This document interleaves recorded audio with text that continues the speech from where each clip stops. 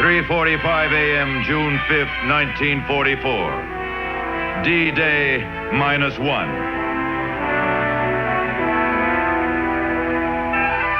The hour of our greatest effort and action is approaching.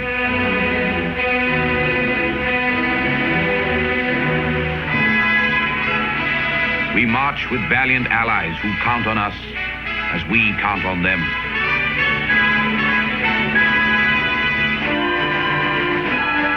Leaders are appointed in whom we all have faith. The German High Command, reassured by reports the bad weather will continue, is convinced that an invasion of Normandy on the 5th or 6th of June is impossible. Wind velocity 36 kilometers. Precipitation 5 inches. Continued turbulence over Channel area. Invasion on 5th or 6th of June is impossible. The flashing eyes of all our soldiers, sailors, and airmen must be fixed upon the enemy. The hour of our greatest effort and action is approaching.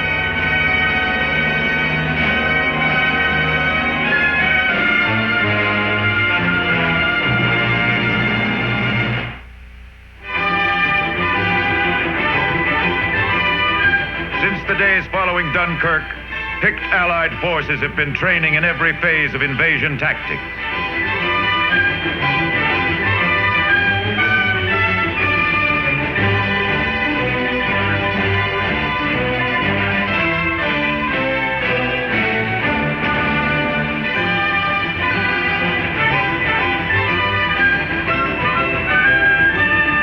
Early in 1942, the first contingent of GIs arrive in Britain.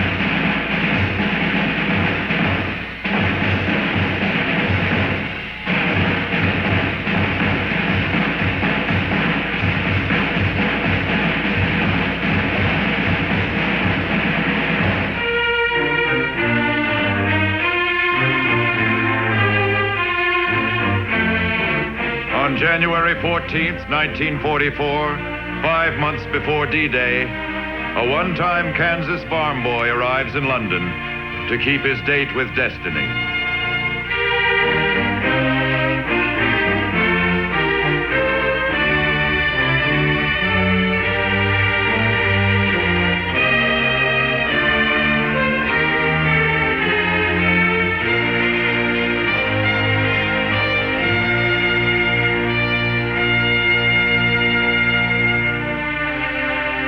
Supreme Headquarters Allied Expeditionary Forces. The nerve center for the forthcoming invasion is located in the Bushy Park district outside London.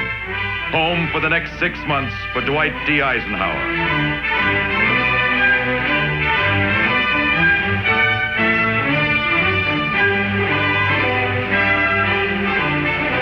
December 1943, 7 months before D-Day, final plans for the invasion of Normandy are drawn up.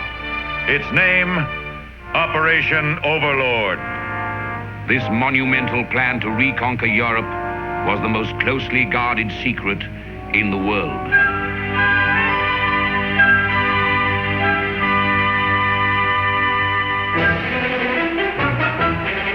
On both sides of the Atlantic, men labor round the clock to produce tanks, trucks, flamethrowers, LSTs, LCIs, and LCMs.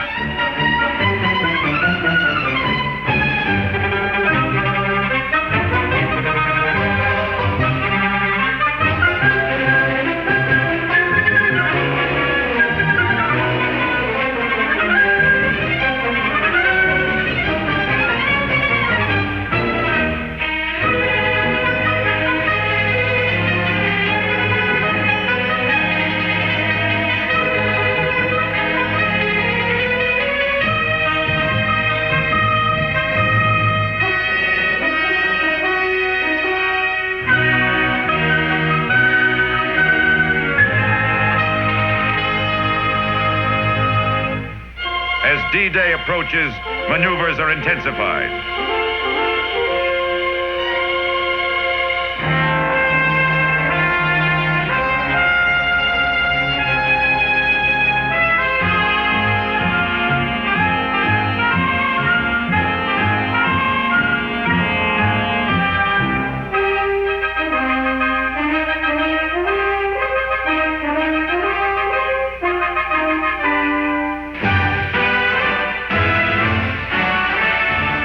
Meeting with Churchill at this time was General Sir Brian Horrocks.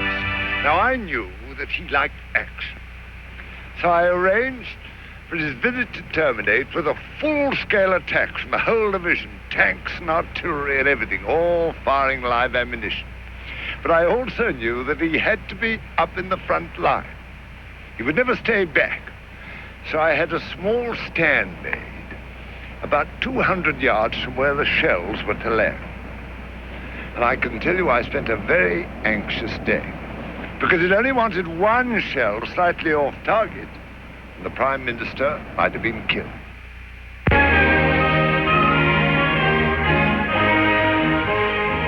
Shape orders 2 huge floating harbors, codenamed Mulberry. These can be towed across the channel and brought into action within a few days of the original landing.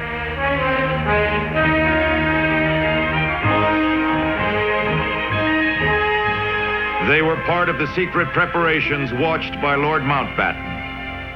Mr. Churchill was most insistent that we must get a port into our hands as soon as possible, because records showed that the weather in the English Channel was so unreliable that we wouldn't be able to go on landing supplies across the beaches for long.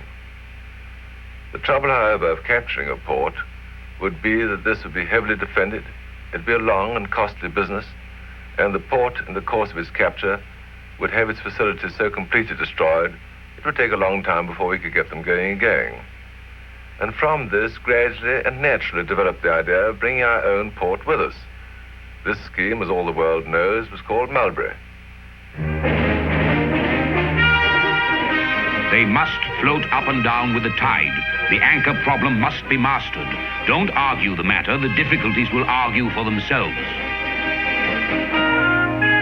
Concurrently, work has also begun on piers, extending from shore far out to sea to permit unloading of ocean-going vessels.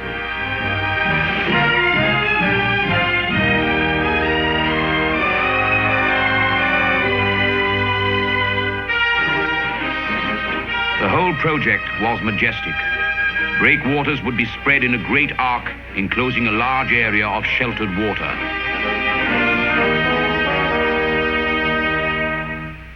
"4 months before D-Day, despite the relentless attacks of the German wolf packs, American convoys of troops and equipment flow across the Atlantic to Britain at the rate of 2 divisions a month.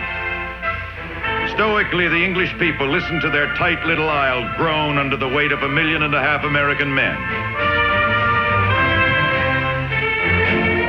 Meadows, woods, and turf are ruthlessly destroyed to make way for endless rows of Quonset huts. 250,000 acres of airfields and 170 miles of new railroad tracks.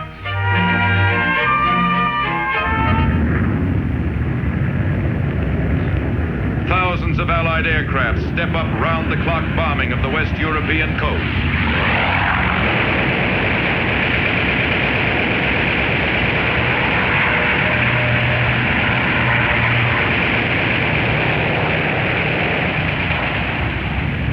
The hour of our greatest effort and action is approaching. And when the signal is given, the whole circle of avenging nations will hurl themselves upon the foe and batter out the life of the cruelest tyranny which has ever sought to bar the progress of mankind.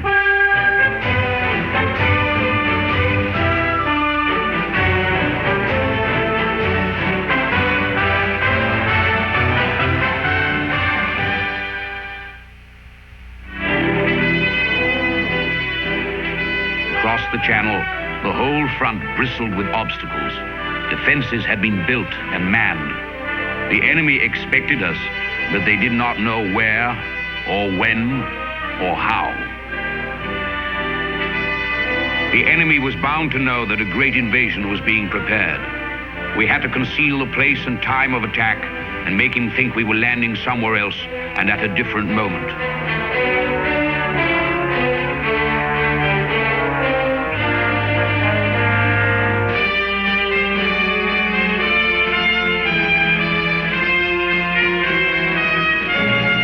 The immediate purpose of the Allies is to pretend that they are going to cross the Straits of Dover. They conceal the ultimate destination of the invasion forces. The final result was that General von Rundstedt, the Nazi commander-in-chief on the Western Front, was convinced that Pas de Calais was our objective.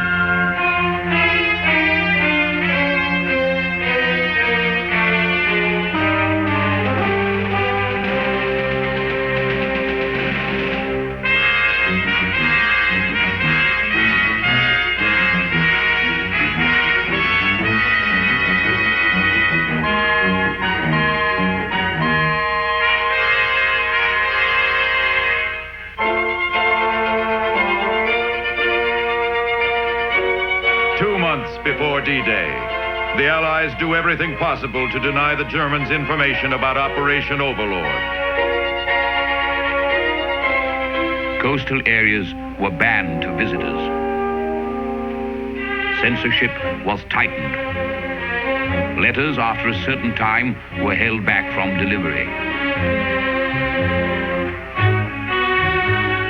Foreign embassies were forbidden to send ciphered telegrams, and even their diplomatic bags were delayed.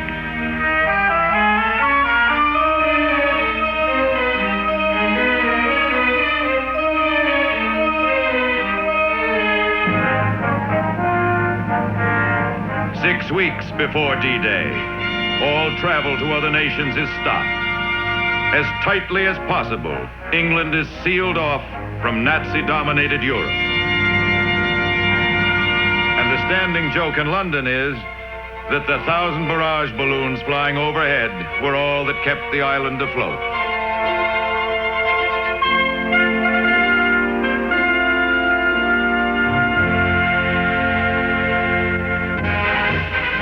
One month before D-Day, signals go out to the underground on the continent.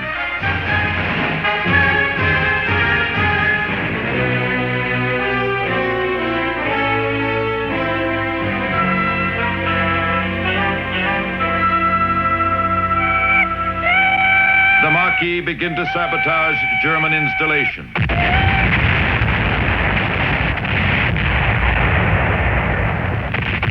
On the Eastern Front, the Red Army begins its spring offensive, delivering staggering blows to the Nazis, driving them out of the Balkan states.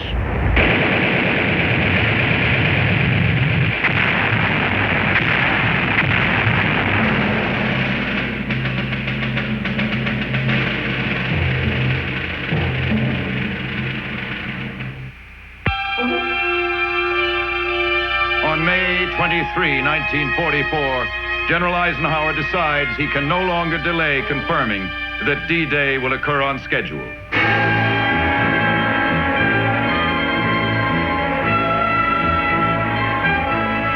He so informs the President and the Prime Minister.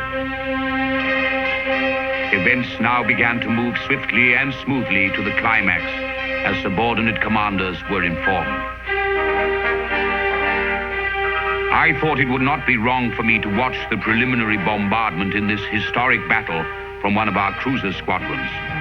And I asked Admiral Ramsey, commander of operations in the Channel, to make a plan. Admiral Ramsey felt it his duty, however, to tell the Supreme Commander as to what was in the air. Eisenhower protested against my running such risks. I sent him word that I, too, had responsibilities. I felt I must be my own judge of my movements. The matter was settled accordingly.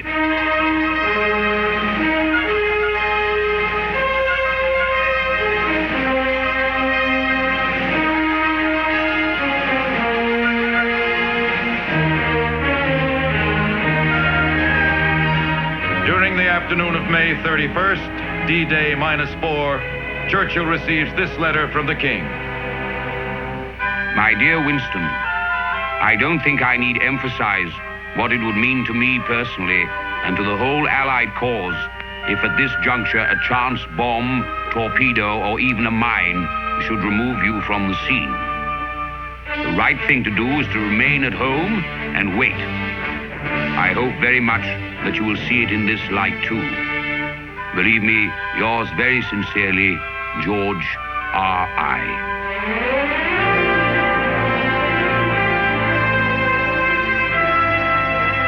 At 11:30 that night, I said that I would cancel my arrangements in deference to His Majesty's desire.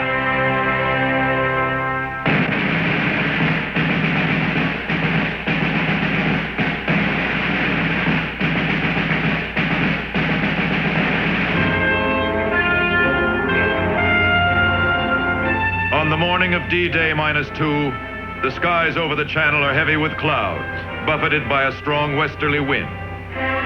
Nearly all of the 3,000 vessels which are to cross the channel on their own bottoms are loaded and await word to form convoys and proceed along the coast to the rendezvous south of the Isle of Wight.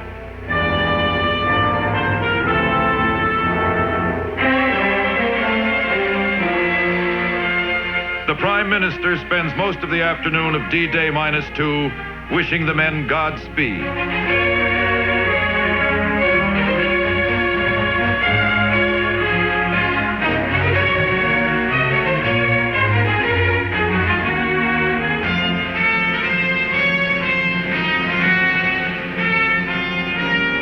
The weather, however, gets worse, and General Eisenhower now is faced with a terrible decision: to continue or to halt Operation Overlord.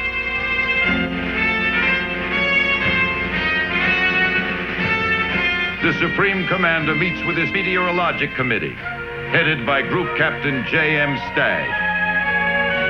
Prime subject, the weather. Objective, to determine the feasibility of carrying out the invasion attack at dawn the next day. The first decision to start the operation had to be taken 3 days before, early on Friday, the 2nd of June. So the operation started early on those hours of Friday morning the 2nd. And from that time onwards, it was a grim and a continuous struggle against time and the weather. By 3:30 on the morning of June 5th, the original D-Day, the rains and wind reach hurricane violence. The lives of millions of soldiers and the fate of Europe rest on the decision of one man.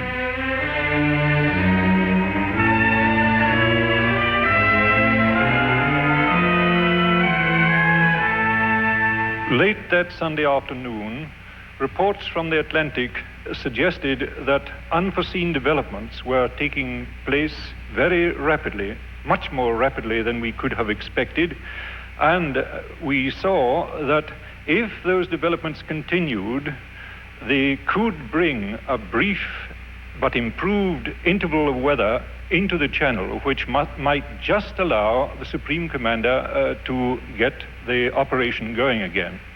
We knew that, but we also knew that if the Supreme Commander did decide that way, then there could be no further halting and no turning back. The whole fate of the operation would be sealed. When I was dismissed to come back again in the early hours of the Monday morning, his last words to me were, "Hold it, Stagg. For heaven's sake, hold it." General Eisenhower boldly, and as it proved, wisely, chose to go ahead with the operation on the following morning. At 4 a.m. on June 5, the die is irrevocably cast. The invasion will be launched in 24 hours. D-Day, June 6, is set. Here, then, we reach what the Western powers may justly regard as the supreme climax of the war. The German armies were condemned to be broken on all three fronts. The Hitler tyranny was doomed. The stars in their courses proclaim the deliverance of all mankind.